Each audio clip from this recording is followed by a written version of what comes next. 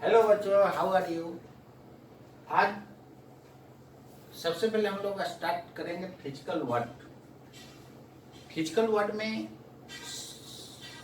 सबसे पहले हम लोग देखेंगे व्हाट इज फिजिक्स। फिजिक्स को कई तरह से हम लोग डिफाइन करेंगे। जिस सब्जेक्ट को आप पढ़ने जा रहे हो उस सब्जेक्ट को हर एक तरह से हम लोग डिफाइन कर लेंगे क्या होता है, क्योंकि जिस सब्जेक्ट को पढ़ने जा रहे हो यदि वही नहीं पता है तो आगे क्या पढ़ोगे। तो सबसे पहले हम लोग देखेंगे फिजिक्स क्या होता है। The branch of science which deals with natural events and laws of nature. ये डिफरेंट डिफरेंट बुक में आप देखोगे लिखा हुआ रहता है। स्टूडेंट भी इसको याद कर जाता है, फिजिक्स को याद नहीं कर सकता। फिजिक्स को आप स्टडी के साथ साथ इंजॉय भी करो, कभी आपको दिक्कत नहीं है। लेकिन आप इसको सीरियसली पढ़ोगे तो आपको इसका डीप नॉलेज नहीं हो पाएगा और न ही आप नीट और आईआईटी को क्रैक कर पाओगे। ऐसे देखा जाए तो फिजिक्स को वर्ल्ड का सबसे हार्डेस्ट सब्जेक्ट माना जाता है, लेकिन यदि आप इसको एंजॉय करते हुए पढ़ोगे तो इसमें कोई जन नहीं है, बहुत आसान लगेगा। जैसे देखो, मान करके हम लोग चलते हैं, फिजिक्स को ही डिफाइन करना है तो डिफिनीशन तो सब लोग जानता है, आप भी जानते हो और किसी से पूछोगे वो भी बता देगा, लेकिन उसको प्रैक्टिकल लाइफ में रियलाइज नहीं कर पाता है कोई भी। आज तक डॉक्टर और इंजीनियर जो है केवल थ्योरी पढ़ के नहीं बना, आपको प्रैक्टिकल लाइफ से रिलेट करके चलना होगा। यदि आप चलते हो प्रैक्टिकल लाइफ से रिलेट करके तो फिजिक्स आपको कभी लाइफ में दिक्कत नहीं करेगी। व्हाट इज फिजिक्स, आप लोग भी डिफिनेशन जानते हो। The branch of science which deals with natural events and laws of nature. देखो यहाँ पर नेचुरल इवेंट्स एक वर्ड आया, इसका क्या मतलब होता है? इसको नेचुरल फिनोमेना भी बोला जाता है। नेचुरल इवेंट्स का ही ये स्टडी करता है। फिजिक्स ऐसा साइंस है जो किसको स्टडी करता है? नेचुरल इवेंट का स्टडी करता है। नेचुरल इवेंट्स होता क्या है? जैसे आप लोग देखा होगा, दो स्टोन को क्या करो, स्ट्राइक करो, तो जैसे ही स्ट्राइक करोगे तो जहां पर स्ट्राइक होता है वहां पर हॉट हो जाता है। और क्या होता है वहां पर? आप देखा होगा वहां पर कि लाइट भी इमिट होता है। और क्या होता है? जैसे ही स्ट्राइक करते हो वहां से साउंड भी इमिट होता है। लेकिन आप बोर्ड और डस्टर को स्ट्राइक कराओगे तो यहां पर कितना भी जोर से स्ट्राइक करोगे लाइट इमिट नहीं होगा। तो यहां पर भी मेरा काम है दो बॉडी को टकराना, और स्टोन को भी मैंने दो बॉडी को टकराया, लेकिन दोनों जगह फिनोमेनन क्या हो रहा है? अलग अलग हो रहा है। बताओ हो रहा है कि नहीं? जैसे स्टोन को स्ट्राइक किया तो वहां तीन तीन फिनोमेनन मिला। जहां पर स्ट्राइक हुआ वहां पर हॉट हो गया और वहां से लाइट भी इमिट हुआ। और क्या हुआ? साउंड भी इमिट हुआ। लेकिन बोर्ड और डस्टर को स्ट्राइक करोगे तो जहां पर स्ट्राइक करेगा वहां पर हॉट हो जाएगा और साउंड इमिट होगा, लेकिन लाइट यहां पर किसी भी हाल में इमिट नहीं होगा। तो यदि ये मेरे कारण होता, यदि ये फिनोमेनन मेरे कारण होता तो यहां पर भी लाइट इमिट करा सकते थे। बोर्ड और डस्टर को स्ट्राइक करोगे तो यदि मेरे कारण होता तो यहां पर भी लाइट को इमिट करा सकते थे, लेकिन ऐसा पॉसिबल है? नहीं पॉसिबल। ऐसा इसलिए नहीं पॉसिबल है कि ये जो भी फिनोमेनन हो रहा है ये मेरे बस में नहीं है। मैंने स्ट्राइक किया, ये आर्टिफिशियल है, लेकिन वहां से जो लाइट इमिट हुआ और साउंड इमिट हुआ और जहां पर स्ट्राइक हुआ वहां पर हॉट हो गया, ये मेरे बस में नहीं है। ये नेचुरली हुआ है। यदि मेरे बस में होता तो यहां पर भी लाइट को इमिट करा सकते थे, लेकिन ऐसा पॉसिबल है नहीं। वही स्टोन को आपने स्ट्राइक किया तो वहां पर लाइट भी इमिट हुआ, साउंड भी इमिट हुआ, और जहां पर स्ट्राइक किया वहां पर हॉट भी हो गया। तो जो लाइट इमिट हुआ, साउंड इमिट हुआ और स्ट्राइक होने के बाद वहां पर हॉट हो गया, ये सब नेचुरल फिनोमेना है। इसलिए आप लाइट को कहाँ पढ़ते हो? आइदर फिजिक्स, केमिस्ट्री, जियोलॉजी और मैथ। तो आप क्या आंसर दोगे? फिजिक्स में पढ़ते हो,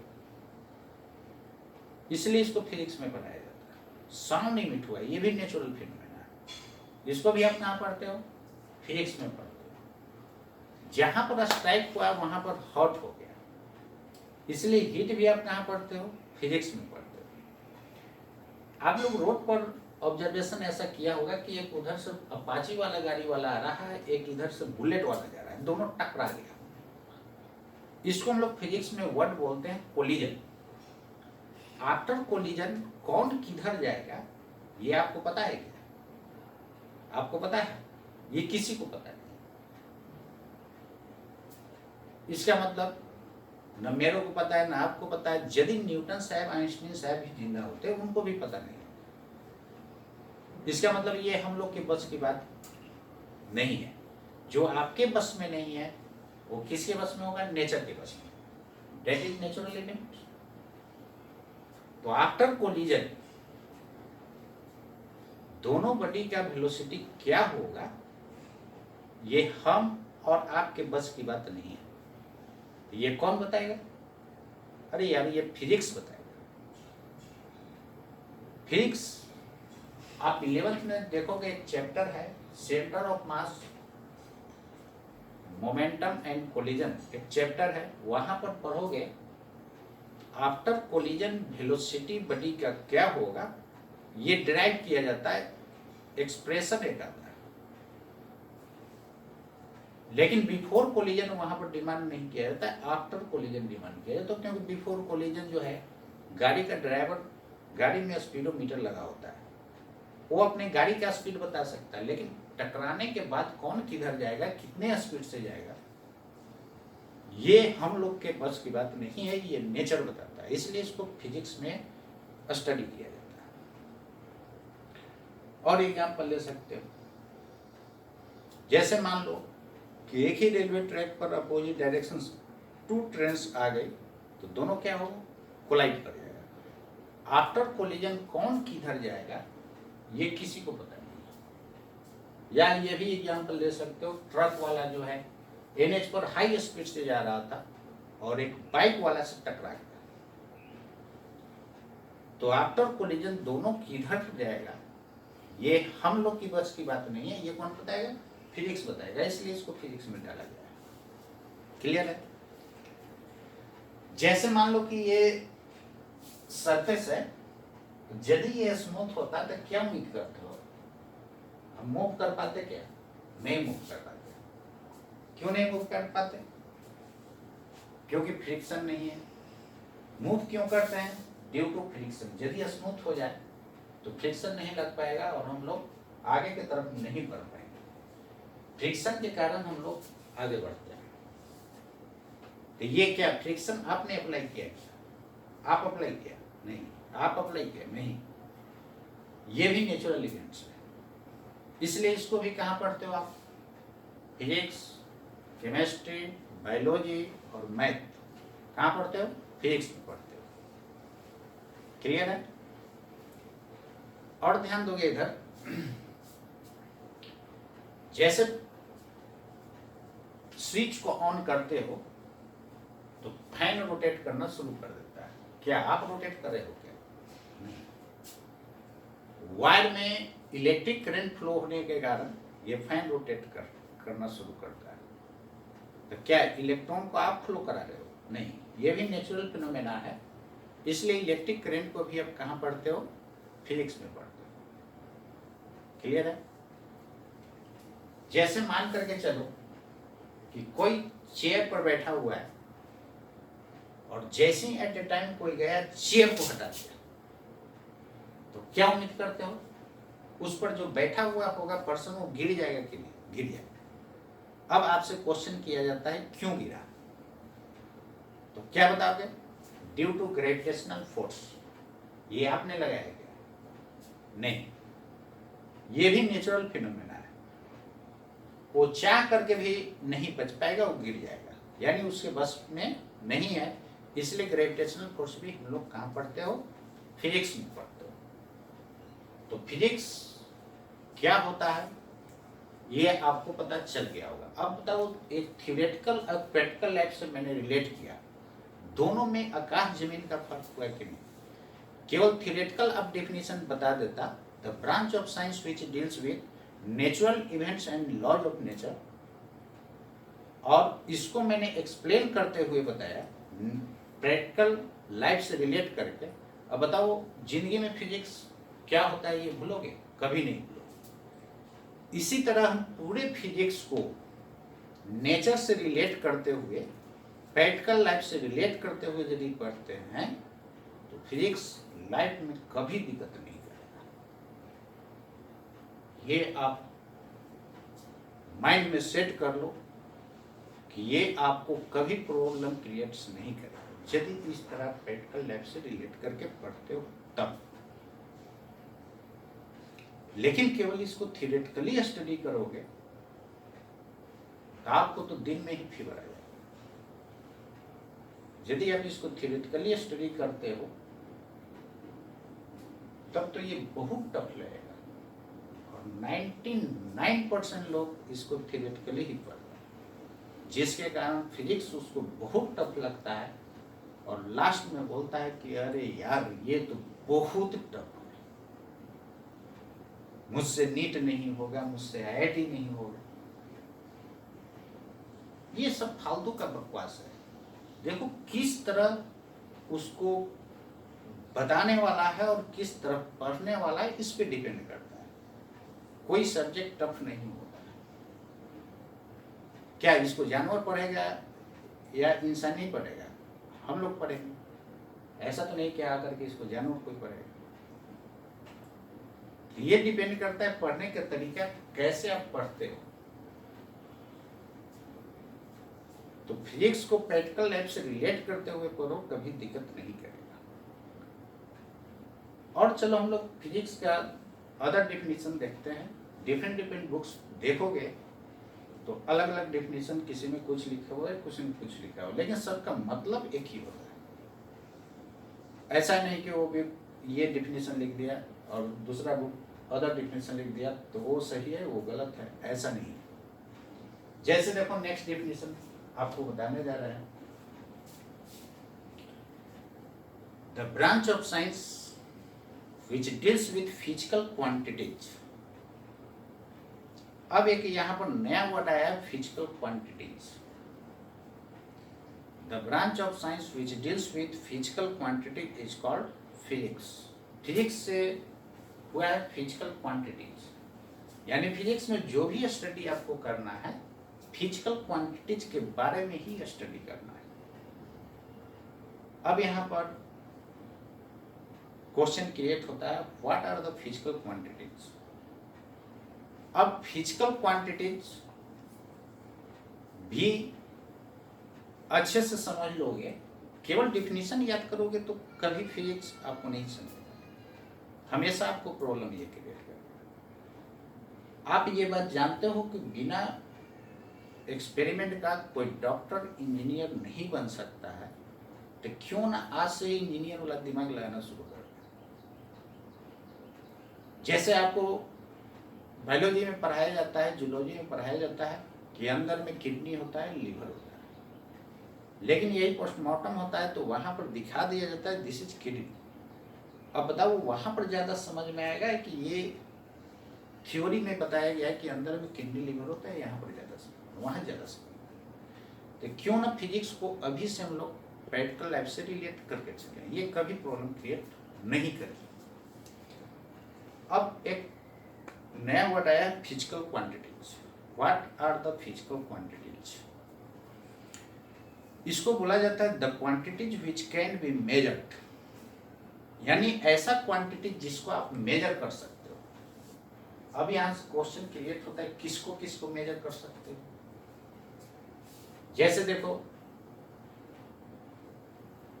मास को मेजर कर सकते हो, 1 kg, 2 kg, 3 kg। जैसे मान लो कि आपने मार्केट गया और सब्जी वाला को बोला कि 1 केजी सब्जी दे दो। यदि ये मेजर नहीं कर सकता तो कैसे देगा आपको? तो मेजरमेंट होता है, मास को मेजरमेंट कर सकते हो, डिस्टेंस मेजर कर सकते हो, बिल्कुल कर सकते हो। जैसे आपसे पूछा जाए कि यहाँ से मार्केट कितनी दूरी पर है, तो किसी ने बताया 5 किलोमीटर, 6 किलोमीटर, 8 किलोमीटर, ये क्या है? डिस्टेंस है। टाइम को मेजर कर सकते हो कि नहीं? बिल्कुल कर सकते हो यार। नहीं करोगे तब बताओ, आपका मान लेते हैं कि 4 PM में क्लास है, तो कैसे पता करोगे 4 बजे क्लास है? उसको मेजर कर सकते हो तब, तो टाइम को भी मेजर कर सकते हो। और बताओ क्या मेजर कर सकते हैं? एरिया भी मेजर कर सकते हो, वॉल्यूम भी मेजर कर सकते हो। आप गाड़ी में तेल लेते हो 1 लीटर 2 लीटर, ये क्या वॉल्यूम है, इसको भी मेजर कर सकते हो। कौन सा ऐसा क्वांटिटीज है जिसको आप मेजर नहीं कर सकते हो? यदि ये पता हो गया तो फिजिकल क्वांटिटीज उम्मीद करते हैं लाइफ में कभी नहीं भूलोगे क्या होगा। जैसे देखो, मान करके चलो कि आप मुझसे ज्यादा सुंदर हो, आप मुझसे ज्यादा स्मार्ट हो, तो कोई क्वेश्चन क्रिएट करेगा कि कितना ज्यादा स्मार्ट है? तो क्या उम्मीद करते हो, इसको बता सकते हो? नहीं कर सकते। जैसे कोई पूछेगा कितना ज्यादा स्मार्ट है, तो क्या बोलोगे? 100 ग्राम, 50 ग्राम? अरे यार, नहीं मेजर कर सकते, ये ओनली फील कर सकते हो। कौन कितना ब्लैक है, इसको भी आप मेजर नहीं कर सकते हो। जैसे मान लो कि आप मुझसे ज्यादा ब्लैक, कितना ज्यादा? 5 मीटर, नहीं बता सकते। 100 ग्राम, नहीं बता सकते, ओनली फील कर सकते हो। जैसे देखो, मेरा बोर्ड ज्यादा व्हाइट है या आपका कॉपी का पेज ज्यादा व्हाइट है, तो आप बताओगे कॉपी का पेज ज्यादा व्हाइट है। कितना ज्यादा व्हाइट है, फिर नहीं बता सकते हो। तो व्हाइटनेस, ब्लैकनेस, ब्यूटी, ETC बहुत है ऐसा क्वांटिटी जिसमें केवल इमोशन या केवल फीलिंग होता है, उसको हम लोग मेजरमेंट नहीं कर सकते। इसलिए फिजिक्स से हुआ है फिजिकल क्वांटिटीज, यानी फिजिक्स में जो भी स्टडी करना है फिजिकल क्वांटिटीज के बारे में स्टडी करना है। तो नॉन फिजिकल क्वांटिटीज हम लोग किसको कहेंगे? जिसको मेजरमेंट नहीं कर सकते हैं। जैसे अभी मैंने बताया, ब्यूटी, ब्लैकनेस, व्हाइटनेस, ETC, इसको आप मेजर नहीं कर सकते हो, इसलिए इसको नॉन फिजिकल क्वांटिटीज बोला जाता है। यानी फिजिक्स में जो भी पढ़ना है किसके बारे में पढ़ना है? फिजिकल क्वांटिटीज के बारे में, जिसको आप मेजर कर सकते हो। और डिफरेंट बुक पढ़ोगे तो किसी किसी बुक में ये भी लिखा हुआ रहता है इसका definition, it is the science of measurement. ये भी करेक्ट डिफिनीशन है। अभी मैंने बताया कि फिजिक्स में जो भी स्टडी करना है किसके बारे में स्टडी करना है? फिजिकल क्वांटिटीज के बारे में स्टडी करना है। यानी ऐसा क्वांटिटी जिसको आप मेजर कर सकते हो। जिसको मेजर नहीं कर सकते हो उसको हम लोग फिजिक्स में नहीं पढ़ेंगे। आज तक पढ़े हो क्या कौन कितना स्मार्ट है फिजिक्स में? नहीं पढ़ो। तो हम लोग फिजिक्स में जो भी पढ़ेंगे फिजिकल क्वांटिटीज के बारे में पढ़ेंगे। इसलिए इसको ऐसे भी डिफाइन किया जाता है, it is the science of measurement. मतलब इसमें जो भी हम लोग काम करेंगे मेजरमेंट का काम करेंगे। तो मेजरमेंट किसको कर सकते हो? फिजिकल क्वांटिटीज को। फिजिक्स फिजिकल क्वांटिटीज को स्टडी करता है, इसलिए इसको बोला जाता है it is the science of measurement. अब बताओ, वो फिजिक्स को मैंने इतने तरह से डील कर दिया, तो क्या उम्मीद करते हो लाइफ में कभी भूलोगे? नहीं। इसलिए बोले कि फिजिक्स को आप रियल लाइफ में रिलेट करके पढ़ो और मजा लेके पढ़ो, बिल्कुल आसान लगेगा। ट्रिकली पढ़ो इसको। आप देखोगे बहुत सारे आपको ट्रिक्स देंगे जो लॉन्ग सॉल्यूशन को एक लाइन में आंसर कर देना। तो वो ट्रिक्स आपको नीट और IIT एग्जाम क्रैक करने में काम कर। देखो केवल ट्रिकली ही पढ़ा जाए तो आप एग्जाम तो करेक्ट कर लोगे, लेकिन फिजिक्स का डीप नॉलेज नहीं होगा। हम आपको दोनों तरह से बताते जाएंगे, फिजिक्स का रियल नॉलेज देते हुए ट्रिक्स बताएंगे, ताकि आप नीट और IIT में अच्छा रैंक लाओ और कम टाइम में मोर क्वेश्चंस को अटेम्प्ट करो। एक एक सेकेंड बचाओगे तभी रिजल्ट करोगे। तो फिजिक्स को किस तरह पढ़ना है ये आपको मैंने आज बताया। कभी भी इसको थियोरेटिकली केवल मत पढ़ो, केवल थियोरेटिकली पढ़ोगे तो ये आपको बहुत हार्ड लगेगा। अब देखो मैंने प्रैक्टिकल लाइफ से रिलेट किया, कहीं दिक्कत नहीं है। पूरे फिजिक्स को हम लोग इसी तरह पढ़ेंगे, यानी जितना भी है सबको प्रैक्टिकल लाइफ से रिलेट करते हुए चलोगे और इससे मजा लेते हुए चलो, कभी आपको दिक्कत नहीं होगी। टेंशन में पढ़ोगे बिल्कुल नहीं पढ़ पाओगे। तो फिजिक्स को कई तरह से हम लोग डिफाइन किए। अब जिस सब्जेक्ट को पढ़ने जा रहे हो और वही आपको पता नहीं है तो आगे पढ़ने में इंटरेस्ट नहीं आएगा। आप 95% स्टूडेंट से पूछा जाए what are the physics, sorry what is physics, तो स्टूडेंट यही बताएगा the branch of science which deals with natural events and laws of nature. अब उससे पूछा जाए what are the natural events, तो एक्सप्लेन नहीं कर पाता। तब बताओ उसको कंप्लीट नॉलेज हो पाएगा? नहीं हो पाएगा। तो हम लोग प्रैक्टिकल लाइफ से रिलेट करके चलेंगे तभी होगा। तो चलो